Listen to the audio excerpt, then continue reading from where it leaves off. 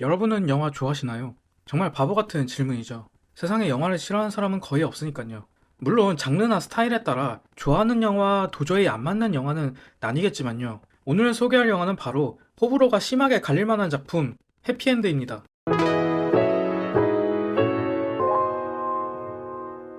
제가 이 영화를 처음 알게 된 건 어딘가에서 봤던 한 문장이었습니다. 고전 명작이들 작품. 이 말 한마디에 혹해서 바로 영화를 찾아봤죠. 그리고 느꼈습니다. 이 영화 전형적인 일본 출생의 예술 영화입니다.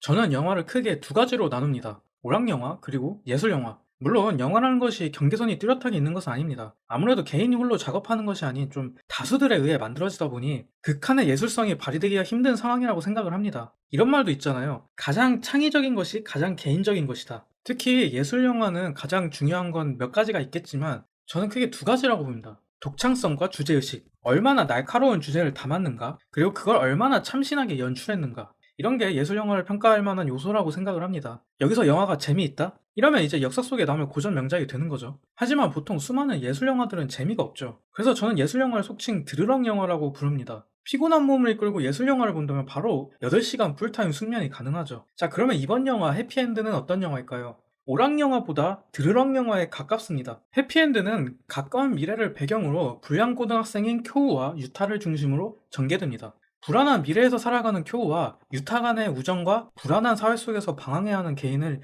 잘 조명하면서 마지막까지 영화의 주제의식을 꿋꿋하게 잘 이끌어갑니다. 영화 해피엔드는 가까운 미래라는 배경 때문에 AI가 도입된 학교 모습이나 자연스럽게 다인종 학생들이 많은 사회 혹은 지진이 자주 일어나게 된 일본의 미래의 모습을 잘 보여줍니다. 그리고 굉장히 인상 깊은 연출이 많이 보입니다. 지진의 피해를 무음으로 표현하는 부분이나 마지막 육교신 같은 경우는 개인적으로 많이 감탄을 했습니다. 외국인인 쿄우와 내국인인 유타 간의 관계와 주제의식을 잘 반영한 모습에 저도 모르게 감탄사가 나왔습니다. 딱 이 장면만 보면은 고전 명작이라는 말이 이해가 될 정도였습니다. 이 영화의 주제는 명확합니다. 다르다는 것에 대한 차별을 순응하지 말고 목소리를 내자 라는 것이 해피엔드 영화의 메인 주제입니다. 쉽게 말해 인종차별에 대한 이야기죠. 그런데 이 주제에 사실 우리는 굉장히 많이 봤습니다. 특히 미국 영화에서는 수도 없이 다뤄졌죠. 과거 흑인 코치가 백인들의 사회에서 적응한다는 이야기도 있었고, 흑인 인권을 스릴러로 확장한 작품도 있었습니다. 아니면은 적극적으로 시대 배경에 나서는 이야기도 있었고요. 그래서 일본에서 이런 주제를 다룬다는 거는 조금 신선하게 느껴졌지만 그 주제를 표현하는 방식은 너무 일본스럽다고 느껴집니다. 행동하자가 아니라 목소리를 내자.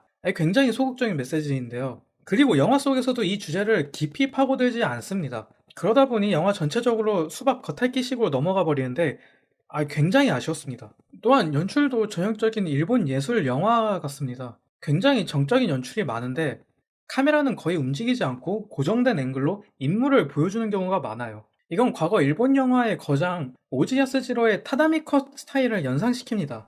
사실 많은 일본 영화가 이 스타일을 따라가다 보니 해피엔드라는 영화도 솔직히 특별하지는 않았습니다. 이러한 점이 어떻게 보면 지루하게 느껴질 수도 혹은 제3자 입장에서 본다는 점 때문에 장점이 될 수도 있겠습니다만 이 영화의 주제의식을 생각해보면 너무 과하다는 느낌을 받았습니다. 다시 말해 주제의식도 소극적인 부분이 있는데 연출까지도 소극적이다 보니 영화의 완성도를 만들어준다기보다는 드르렁할 수 있는 요소들을 강화시켜준 게 아닐까 이런 느낌을 받았습니다. 해피엔드는 훌륭한 연출과 상징 그리고 탄탄한 구성에도 불구하고 낡은 주제와 지나치게 정적인 표현이 발목을 잡은 영화입니다. 고전 명작까지는 아니지만 한 번쯤 생각할 거리를 던져주는 작품이었습니다.